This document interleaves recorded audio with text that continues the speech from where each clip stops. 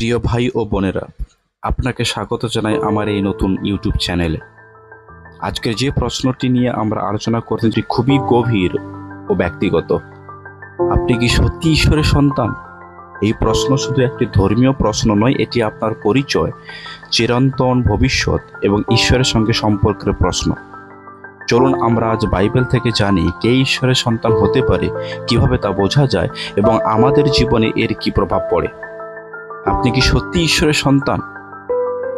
কে ঈশ্বরের সন্তান হতে পারে সেটা আমরা একটু দেখি।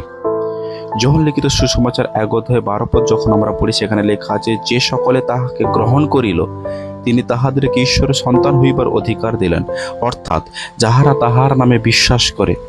সবাই ঈশ্বরের সৃষ্টি, কিন্তু ঈশ্বরের সন্তান তারাই যারা যীশু খ্রিস্টকে বিশ্বাস করে এবং গ্রহণ করে। এবার আমাদের মনে প্রশ্ন জাগবে, কিভাবে আমরা বুঝবো আমরা ঈশ্বরের সন্তান? রোমিও তার 8:16 পড়লে সেখানে লেখা আছে, ঈশ্বরের আত্মা আমাদের আত্মার সহিত সাক্ষ্য দেয় যে আমরা ঈশ্বরের সন্তান। যারা ঈশ্বরের সন্তান তাদের মধ্যে পবিত্র আত্মা বাস করে এবং তাদের হৃদয়ে সাক্ষ্য দেয় যে তারা ঈশ্বরের আপন। ঈশ্বরের সন্তানের লক্ষণগুলো কি কি সেগুলো আমাদেরকে আলোচনা করতে হবে। গালাতীয় 3:26 লেখা আছে, তোমাদের সকলের বিশ্বাসের দ্বারা খ্রিস্ট যিশুর মধ্যে ঈশ্বরের সন্তান হয়েছে। বিশ্বাস থাকবে আমাদের মধ্যে প্রথমত।